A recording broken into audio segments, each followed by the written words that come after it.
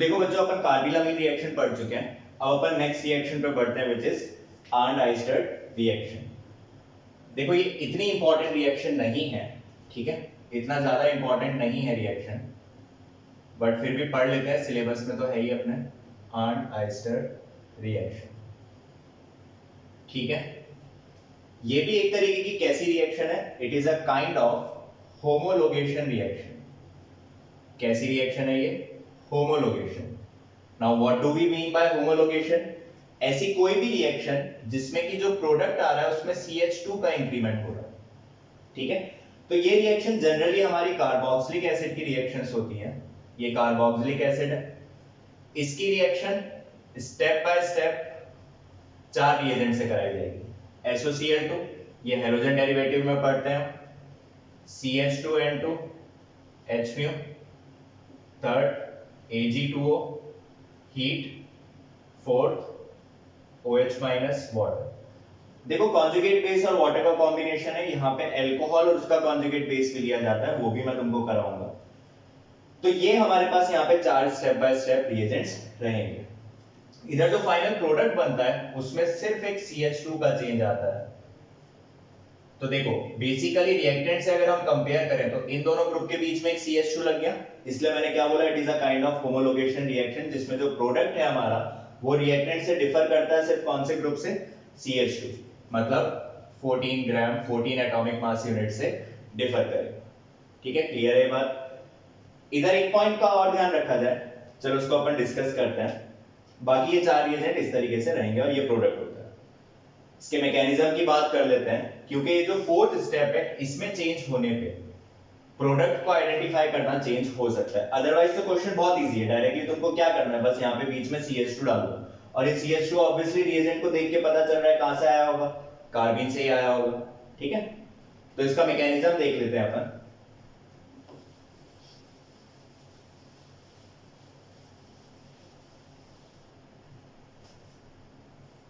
Mechanism में पहला step, SOCl2 के साथ रिएक्ट करा रहे थे कार्बोक्सिलिक एसिड को, ये कार्बोक्सिलिक एसिड है, इसकी रिएक्शन SOCl2 के साथ, ठीक है, which is structurally like this। ये हम हैलोजन डेरिवेटिव में पढ़ेंगे, तो अभी के लिए रिएक्शन समझो क्या होती है। ये एसिड हैलाइड में कन्वर्ट हो जाता है इस तरीके से with SO2 plus HCl, ठीक है। ये प्रोडक्ट्स बनते हैं SO2 गैसेस फॉर्म में बाहर, ठीक। अब यहां फायदा क्या हुआ? It is a good leaving group. ये क्या है? एक अच्छा लिविंग ग्रुप है। हम इसी प्रॉपर्टी को सेकंड स्टेप में यूज करने वाले हैं। सेकंड स्टेप में देखो किसको यूज करा? CH2N2। CH2N2 मैंने कार्बिन की प्रिपरेशन के टाइम पे भी बताया था। देखो किस तरीके से होता है,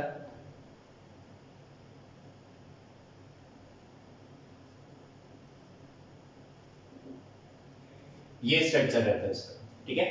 फिर मैंने यहाँ पे बताया था कि इस तरीके से लोन पेयर इधर और डबल बॉन्ड इधर, तो ये इस फॉर्म में भी एग्जिस्ट करता है, इस पे minus CH2 and triple bond and with positive charge.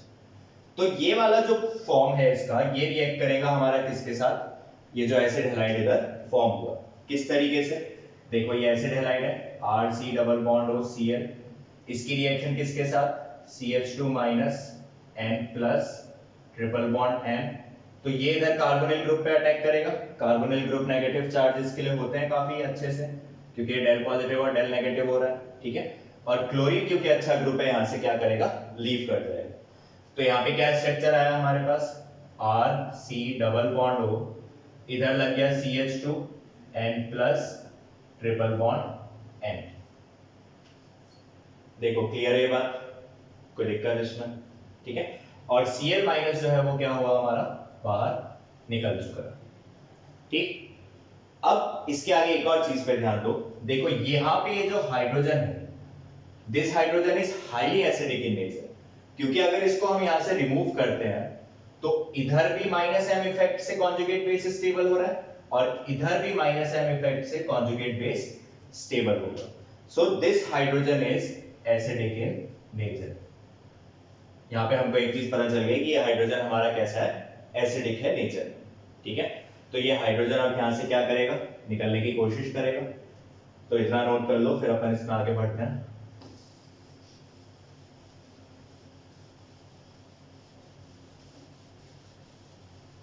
तो देखो नेक्स्ट रिएक्शन इस स्टेप से स्टार्ट कर रहा हूं मैं, RC double bond O CH2N plus triple bond N। हमने पता कर लिया ये हाइड्रोजन कैसा है, एसिडिक है, ठीक। तो अगला रिएक्शन भी Ag2O के साथ हो रहा है। Ag2O क्या होता है, एक वीक बेस है। क्या है ये, एक वीक बेस। तो इसने हाइड्रोजन यहां से निकाल लिया, यहां से हाइड्रोजन निकलने पे क्या बना, CH माइनस N प्लस, ये फॉर्म हो गया। कोई दिक्कत इसमें, ठीक है। इसके बाद देखो, इसके बाद रिएक्शन में है हीट। हीट अगर तुम यहां पे प्रोवाइड कर रहे हो तो क्या होगा, रिएक्शन का एंट्रोपी बढ़ना चाहिए। एंट्रोपी बढ़ने का मतलब यहां पे नंबर ऑफ मॉलिक्यूल्स क्या हो जाएंगे, हमारे बढ़ जाएंगे, ठीक है। तो देखो जरा किस तरीके से ब्रेक होता है। वैसे भी तुम अगर ऑर्गेनिक केमिस्ट्री में ऑब्जर्व करोगे रिएक्शंस को, तो जहां कहीं पे भी N2 बन रहा होता है ना, वो मेजरली रिएक्शन में निकल ही जाता है। सिर्फ N2 नहीं, कोई भी गैसेस बन रही होती है तो मेजरली रिएक्शन में निकल ही जाता है। ऑब्जर्व करना जब ऑर्गेनिक रिएक्शन सारी पढ़ लो, ठीक है। ये कोई अच्छा तरीका नहीं है, लेकिन हाँ ऑब्जेक्टिव है तो सब कुछ जायज है। यहाँ इधर से क्या मिला, RC double bond O CH minus, ठीक, और एक vacant orbital plus N2, nitrogen gas यहां से बाहर हो गया। कोई दिक्कत नहीं होना चाहिए इसमें, ठीक। ये थर्ड स्टेप हो गया। अब आता है सबसे इंपॉर्टेंट स्टेप। अब यहां पे ये जो निकला है इसको ध्यान से देखो, तो इसका ऑक्टेट जो है वो कंप्लीट नहीं है। मानते हो ये बात, ऑक्टेट यहां पे हमारा कंप्लीट नहीं है। तो इधर सबसे पहली कोशिश ये क्या करेगा, अपना ऑक्टेट कंप्लीट करने की कोशिश करेगा, ठीक है। किस तरीके से कंप्लीट करने की कोशिश करेगा उसको अपन देखते हैं, इसको नोट कर लो।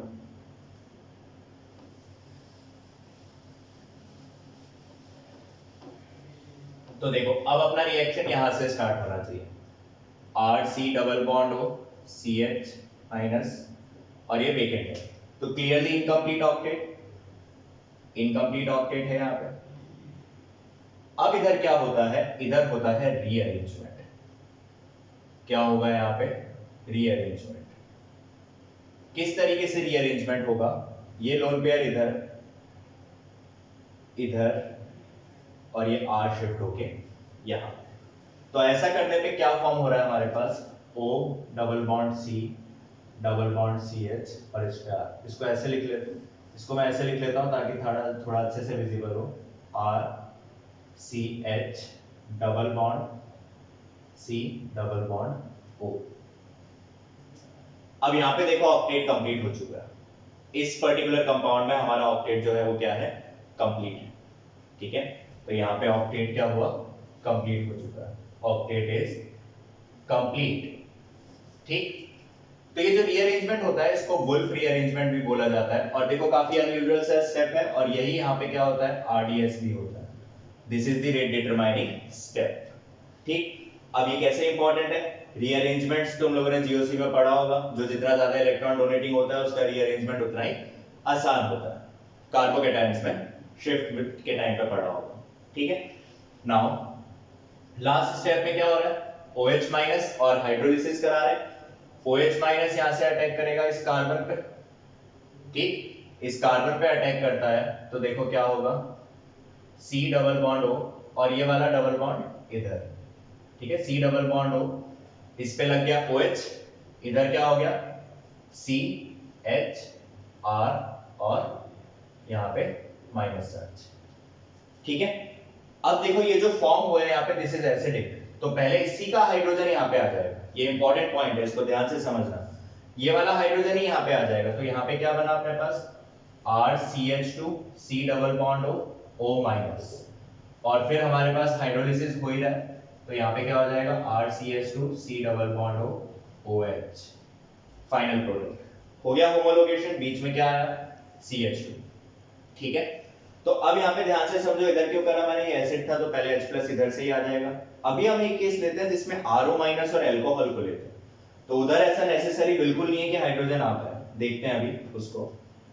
तो ये होता है इसका मैकेनिज्म, R-डाइस्टर रिएक्शन। इतनी इंपॉर्टेंट रिएक्शन नहीं है, लेकिन फिर भी अगर आ जाती है तो तुमको मैकेनिज्म पता होना चाहिए यहाँ पे डिफरेंस के लिए। अच्छा, इसमें एक पॉइंट और अपन मिस कर गए हैं, ये जो R होता है, इफ दिस इज कायरल, ठीक है। तो प्रोडक्ट में इसमें कोई चेंज नहीं हो रहा है, देखो आर में हमने कोई चेंज नहीं करा है, क्योंकि एक बार ऐसा लग सकता है यार रीअरेंजमेंट करा है, तो रीअरेंजमेंट करने पे इसका कॉन्फ़िगरेशन चेंज हो जाए, लेकिन ऐसा बिल्कुल नहीं होगा। प्रोडक्ट में और रिएक्टेंट में ये सेम रहेगा। रिएक्टेंट और प्रोडक्ट की अगर हम बात करें तो no change in chiral centre. ये तब की बात है जब आर कायरल है, अगर आर कायरल है तब, ठीक है। तो ये भी एक इंपॉर्टेंट पॉइंट है, इसको भी ध्यान रखना। ये रीअरेंजमेंट भी एक इंपॉर्टेंट पॉइंट है, इसको भी ध्यान रखना।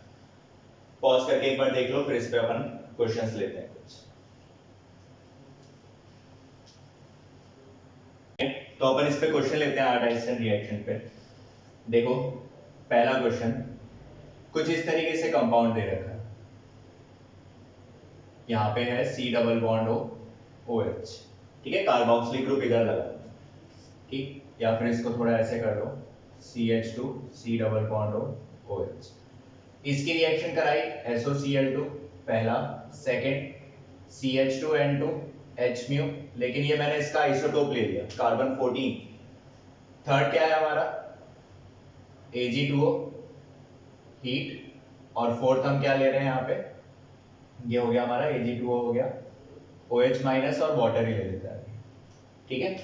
होमोलोगेशन रिएक्शन है, बीच में CH2 यहीं से आएगा, तो देखो प्रोडक्ट क्या बन जाएगा, प्रोडक्ट विल बी CH2, इधर CH2 की एंट्री हो रही है जस्ट कार्बोक्सिलिक से पहले, तो ये वाला कार्बन कैसा कार्बन रहेगा हमारा, कार्बन 14, ठीक है। तो ये सिंपल चीज है, प्रोडक्ट बनाना यहाँ पे काफी इजी है डायरेक्टली अगर आ जाए तो। फिर देखो मैंने कायरल सेंटर की बात करी थी, तो जैसे कि अगर मेरे को ये कंपाउंड दे रखा है PH HCl और यहाँ C double bond O OH, इसका रिएक्शन हमने सेम रिएजेंट के साथ करा दिया, तो कार्बोक्सिलिक से जस्ट पहले एंट्री होगी, तो ये जो कायरल पॉइंट है इसका कोई चेंज नहीं होगा, इसको तुम एज इट इज लिखोगे, यहाँ पे CH2 C double bond O OH 14, ठीक है। इसकी बात कर रहे थे हम कि अगर ये हमारा R कायरल है तो प्रोडक्ट में कोई भी चेंज नहीं आएगा, जैसा रिएक्टेंट में है वैसा का सेम प्रोडक्ट, ठीक है। चलो तो एक एग्जांपल और लेते हैं, जिसमें इस फोर्थ वाले को हम यहाँ पे अल्कोहल और उसका कॉन्जुगेट बेस लेने वाले हैं।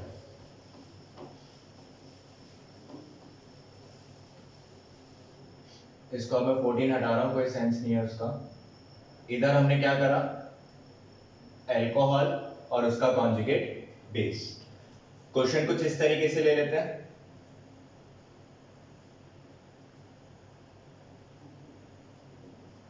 ये हमारा क्वेश्चन है, ठीक है। तो देखो यहाँ पे कैसे होएगा, पहले SOCl2 के साथ, तो SOCl2 के साथ कराने पे क्लोरीन लग जाएगा, मैं मैक्सिमम स्टेप्स डायरेक्टली बनाऊंगा यहाँ पे C double bond O Cl, ये पहला स्टेप हो गया।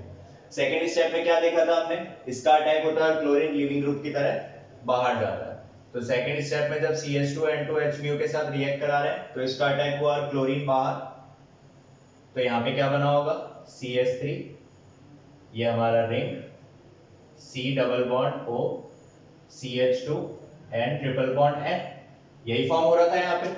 इसके बाद जब वाटर Ag2 और हीट यूज कर रहे हैं, तो मैं डायरेक्टली बना रहा हूँ Ag2 और हीट, क्योंकि मैकेनिज्म में डिस्कस कर चुका हूँ, तुम बना सकते हो। पहले यहाँ से हाइड्रोजन निकलेगा क्योंकि वो एसिडिक है, कॉन्जुगेट बेस दोनों तरफ से -m से काफी स्टेबल हो रहा है, ठीक है। और हीट के बाद एंट्रोपी बढ़ेगी तो N2 अलग हो जाएगा और बाकी का ग्रुप अलग हो जाएगा, तो यहाँ पे बाकी का ग्रुप क्या बचा, CH3, ये हमारा ring, C double bond O